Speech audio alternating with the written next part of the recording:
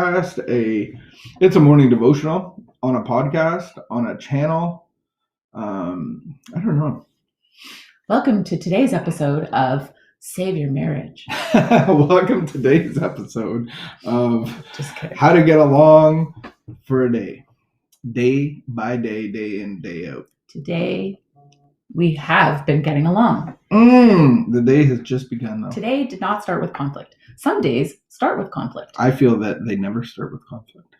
Do they? Inner conflict? Happy, joyous, and free. Yeah, happy, joyous, and free right over here. Wake up. Are you happy, joyous, and free? Do you wake up? Are you a morning person? Is there such thing as... Are you asking me a question? Are No, those questions? I'm not You're asking. Just firing words at me. I'm just asking the camera. Do you ever wake up feeling lost? Oh my gosh. Have you ever been lost? Every day when I wake up, usually a pug wakes me up. And then I spend the first several minutes searching for what day it is. Like you wake up lost every day? Every day. Every day. What is Saturday today? What do I have to do today? And then I look for what day it is. I'm trying to find... Have you ever been lost physically as a child? No. Have you ever lost your child? Yes, very traumatic. It is very traumatic. Do you think your child was traumatized? Oh, he was No. Actually, that's not true. When they brought him to me, the security guards that found him outside of the museum that was very busy, he was like, "Hi, mommy." And I was sobbing. And I remember he looked at me and then he started sobbing. Oh. And I felt so bad because I was like, I don't even think he knew he was lost. He was just looking at the pretty fountain outside. Yeah, like, I think that's a spiritual condition when I feel lost or the sky is falling in. And I think that's how God sees us. Like, I feel lost because maybe I'm disconnected and I'm doing my own thing. And then, God is like frantic for us and searching. And like, half the time I don't even know I'm lost. I got lost in, I think, Indonesia at a plaza, at a mall, Serena Plaza. And I don't even think I knew I was lost until at the end. But I feel like that's a little bit easier. Like, your parents are looking for the little white boy. Yeah. That's okay. Blonde. That's like saying it's easier to find a needle in a haystack than, I don't know. Yeah, I guess. Indonesia has a lot of people. It's not such a coordinated effort. Just saying. So the museum that I was at, they put out like a APB. On their walkie-talkies. Amber Alert? Yeah. No, seriously. It's a huge museum, and they have a children's museum that has like several exits that don't have doors on them, which is nuts. And it was free on Sunday mornings. Mm-hmm. And so it was packed, and it was like spring, and they had this outdoor exhibit, and so they had all their security guards like stationed at exits and looking, and that's scary stuff. I got lost once as an adult. Well, I've probably been lost a whole bunch, but one that I remember, we were on a fishing trip with a bunch of men, and I was like following like 5 people, and I was looking down, and the bugs were so bad. I actually had one of those bug masks, and we did a little portage, and so we're going over the berm, the little hill to go to the other where the other boats were, and I was looking down, and then there was nobody around me. And it happened just like that. And then I'm standing on top of the berm and I can't hear or see anybody. And I'm like, how could I lose somebody? I'm an adult. I was with them.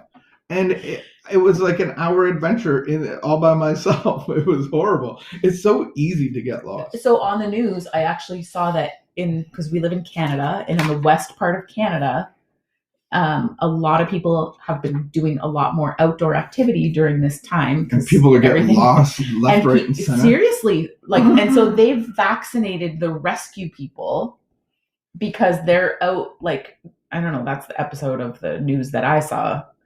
They're always back. For somebody that doesn't like needles, I've seen so more then needles. These people are constantly going out and like looking to rescue people. Really? And people... Where's this? Where did you say? In Alberta, like in the outback of Alberta, like people think, oh, I'm just going to go hiking. Just go hiking with your clacker so the bears run away. All right, let's get into it. Financial responsibility. You wanted me to read this one. Yeah. Because you read the one yesterday because it was really short. You need to rest today? Yeah. All right. Financial responsibility. Ooh. We are responsible for ourselves financially. What a frightening grown-up thought that is for many of us, taking responsibility for money and our financial affairs. For many of us, handing over responsibility for our financial affairs has been part of a codependent trade-off in our relationships. Some of our emotional dependency on others, on this tight tie that binds us to others, not in love, but in need and desperation, is directly related to financial dependency. Our fears and reluctance to take responsibility for our financial affairs can be a barrier to the freedom we're seeking in recovery. Financial responsibility is an attitude. Money goes out to pay for necessities and luxuries. Money must come in order to go out. How much needs to come in to equal that which is going out? Taxes, savings plans, appropriate spending habits that demonstrate an attitude of financial responsibility. Part of being alive means learning to handle money. Even if we have a healthy contract with someone that allows us to depend on him or her for money, we still need to understand how money works. We still need to adopt an attitude of financial responsibility for ourselves. Even if we have a contract with someone else to provide for our financial needs, we need to understand the workings of the money earned and spent in our life. Self-esteem will increase when we increase our sense of being financially responsible for ourselves. We can start where we are with what we have today. God, help me become willing to let go of my fears and reluctance to face the necessary parts of handling money responsibly in my life. Show me the lessons I need to learn about money. Money, money, money. It's a very sensitive subject for lots of people. Yeah. And this just brought back a horrible flood of feelings because I was your addict and my money was my money and your money was your money, but you used all your money responsibly to pay for the rent, the bills, and everything else, and my money was for me to use and get high. So you had this responsibility that I didn't even take part in. So that's what, horrible feelings that when you were reading that of just me consuming, the addiction consuming, but then the codependent being strong and making sure everything is being paid and on time, but then depriving and depleting yourself for that. Oh. Now, every person in my situation doesn't take responsibility the same way that I did. So I've heard lots of stories and talked to lots of women who they have no idea. They don't touch the money. They don't know what's the expenses. They don't know what's paid or how much it costs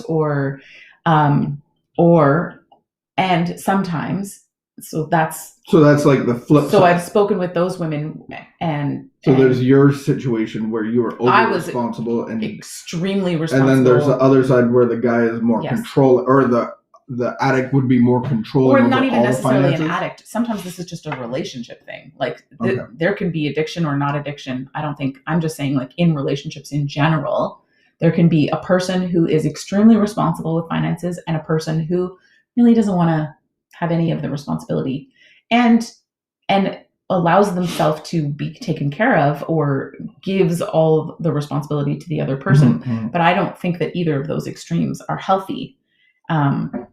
Because most times, I do think in a relationship and in a marriage especially, that we should have an understanding of what's going on. Because oftentimes, a person who doesn't want to know or pay attention, they're also not necessarily being responsible themselves. And so there can either be resentments that come up because they feel controlled, or they can be very irresponsible and overspend in certain areas and sometimes even hide their spending. They'll have like credit cards that they don't talk about, or, and so I feel like there needs to be balance. Well, I think the word responsibility brings balance, and we both have to be responsible in a relationship. I heard a speaker talk about treating his family like an AA meeting, the governance of it. And so they would switch roles. like bi-monthly or like quarterly. Okay. And so they would take the role of the financial person, the treasurer, the administrator. And I was like, that's an interesting way, because there is no appointed leaders, and there's just but trusted servants. So can we bring that concept into our home and into our relationship? So I had another thought, because I actually think that this very much applies even if you're a single person. A single person can also not be like take responsibility for their personal financial situation. And so a single person can live paycheck to paycheck. A single person can overspend in certain areas and not really pay attention to it, and then constantly feel strapped or feel basically victimized by their own financial situation, and not really be responsible for it and by paying attention to it. And so, because what we realized really early on in recovery is actually earning more money doesn't help the situation. Does not. Every single raise, we managed to still be paycheck to paycheck. Paycheck to paycheck. You went from being a full-blown addict and not bringing home your paycheck consistently, to being sober, having a full-time job at whatever salary, and we still lived paycheck to paycheck. All of a sudden, we had an extra salary because we didn't take the responsibility for the money. We didn't have a plan, and if you have no plan, the plan is to fail. Absolutely. And so we actually invited God into our money to direct us in that. Yeah. If we can't direct our own lives, why would we even try to direct our money? And so there's some simple concepts that, if this is like brings up stuff for you that you want to talk about, there's some concepts that I would be happy to talk about.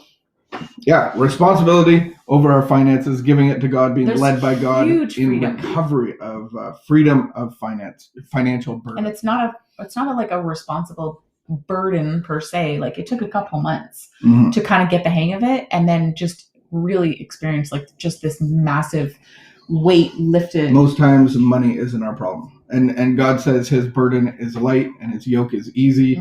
And if we're burdened with finances, maybe there's a deeper problem, and maybe there's a part of us that needs to turn some things over. May you find that freedom now. Go get it. All right, friends. Have a great snow day. It is Friday takeout. What are we taking out today? Any ideas? I don't know. No, I think you do know. I think there's a Jamaican store that is open near somewhere. No. There is no Jamaican store? That's not. That was a lie? Oh, there is a Jamaican store. All right. Have a good day, friends. Thanks for hanging out. Bye, guys.